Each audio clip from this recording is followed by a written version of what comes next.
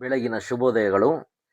ಇಂದು ನಾವು ಎಲ್ಲೋಗ್ತಾ ಇದ್ದೀವಪ್ಪ ಅಂದರೆ ತುಮಕೂರು ಜಿಲ್ಲೆಯ ತಿಪಟೂರು ತಾಲೂಕಿನ ಹತ್ಯಾಳು ನರಸಿಂಹಸ್ವಾಮಿ ದೇವಾಲಯದ ಬಗ್ಗೆ ಇತಿಹಾಸವನ್ನು ತಿಳಿಯೋದಕ್ಕೆ. ಈ ದೇವಾಲಯವು 400 ವರ್ಷಗಳ ಪುರಾತನ ದೇವಾಲಯವಾಗಿದ್ದು, ಈ ದೇವಾಲಯವು ಚೋಳರ ಕಾಲದ ದೇವಾಲಯವಾಗಿದೆ.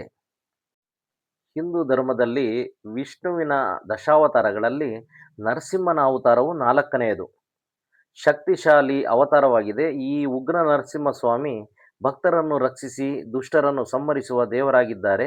ಈ ಕತೆ ಹಿರಣ್ಯಕಶಿಪು ಎಂಬ ಅಸುರ ರಾಜ ಮತ್ತು ಅವನ ಮಗ ಪ್ರಹ್ಲಾದ ಭಕ್ತಿಯನ್ನು ಕುರಿತು ಹೇಳುತ್ತದೆ.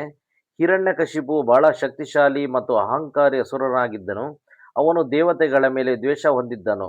ಲೋಕದಲ್ಲಿ ಯಾರು ಆತನಿಗೆ ಎದುರಿಸಬಾರದು ಎಂಬ ಆಸೆಯಿಂದ ಅವನು ಕಠಿಣ ತಪಸ್ಸನ್ನು ಮಾಡಿ ಬ್ರಹ್ಮದೇವರನ್ನು ಸಂತೋಷಪಡಿಸಿದನು. ಬ್ರಹ್ಮನು ಅವನಿಗೆ ವರವನ್ನು ನೀಡಿದನು. ಆ ವರದ ಪ್ರಕಾರ ಅವನನ್ನು ಮನುಷ್ಯನಾಗಲಿ ಪ್ರಾಣಿಯಾಗಲಿ ಕೊಲ್ಲಬಾರದು. ಹಗಲಿನಾಗಲಿ ರಾತ್ರಿಯ ಸಮಯದಲ್ಲಿಯೂ ಆಗಲಿ, ಮನೆಯ ಒಳಗೂ ಆಗಲಿ ಹೊರಗೂ ಆಗಲಿ ಯಾವುದೇ ಆಯುಧದಿಂದಲೂ ಅವನಿಗೆ ಮರಣಬಾರದೆಂದು ಆಶೀರ್ವಾದ ಪಡೆದನು. ಈ ವರವನ್ನು ಪಡೆದ ನಂತರ ಹಿರಣ್ಯಕಶಿಪುವು ಇನ್ನಷ್ಟು ಅಹಂಕಾರಿಯಾದನು. ಅವನು ಲೋಕದಲ್ಲಿರುವ ಎಲ್ಲರೂ ತನ್ನನ್ನೇ ದೇವರೆಂದು ಪೂಜಿಸಬೇಕು ಎಂದು ಆದೇಶಿಸಿದನು. ಆದರೆ ಅವನ ಮಗ ಪ್ರಹ್ಲಾದನು ವಿಷ್ಣುವಿನ ಪರಮ ಭಕ್ತನಾಗಿದ್ದನು. ಅವನು ಸದಾ ಓಂ ನಾರಾಯಣ ಮಹಾ ಎಂದು ಜಪಿಸುತ್ತಿದ್ದನು. ಇಂದು ಹಿರಣ್ಯಕಶಿಪುವಿಗೆ ತುಂಬಾ ಕೋಪ ತಂದಿತು.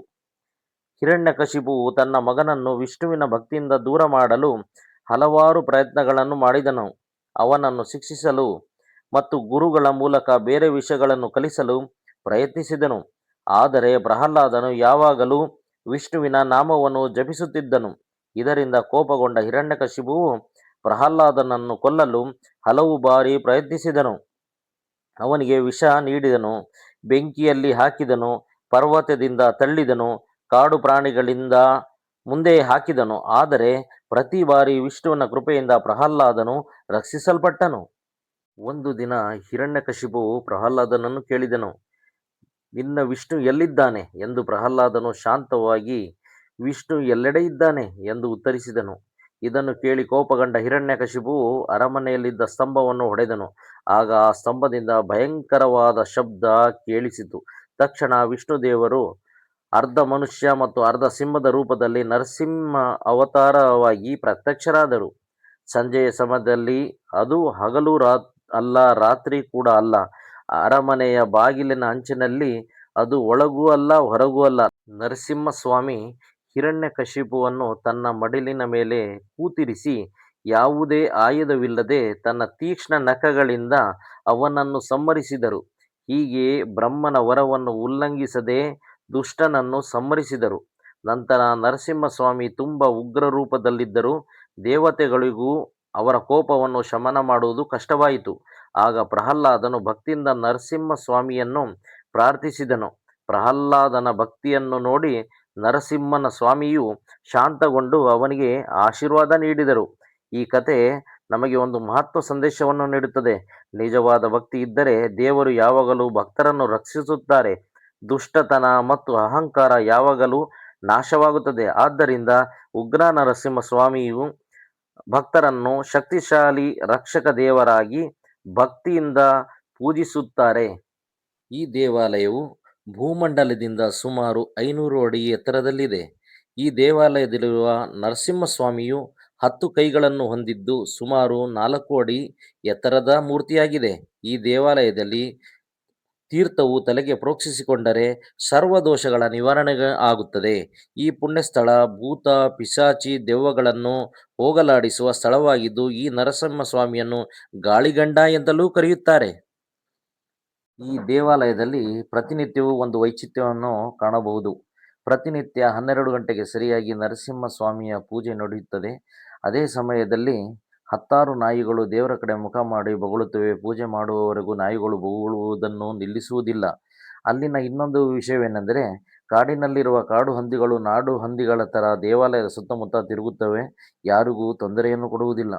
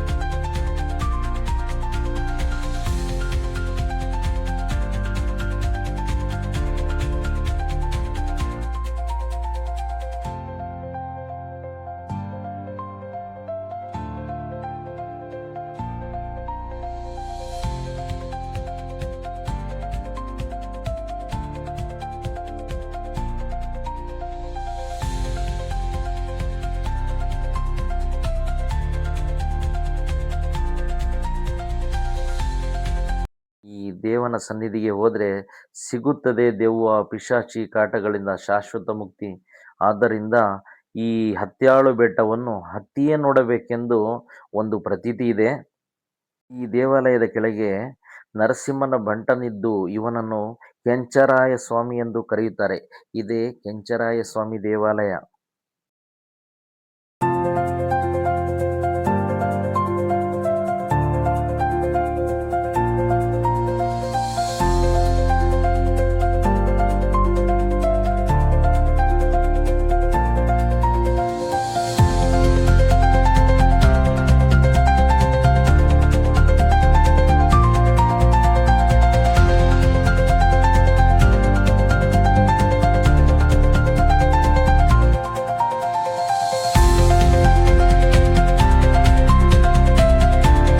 ಇದೇ ತರಹದ ಇನ್ನೊಂದು ವಿಡಿಯೋ ನೋಡಲು ಸೋಮಶೇಖರ್ TR ಯೂಟ್ಯೂಬ್ ಚಾನಲನ್ನು ಸಬ್ಸ್ಕ್ರೈಬ್ ಮಾಡಿ, ಲೈಕ್ ಮಾಡಿ, ಶೇರ್ ಮಾಡಿ. ಧನ್ಯವಾದಗಳು.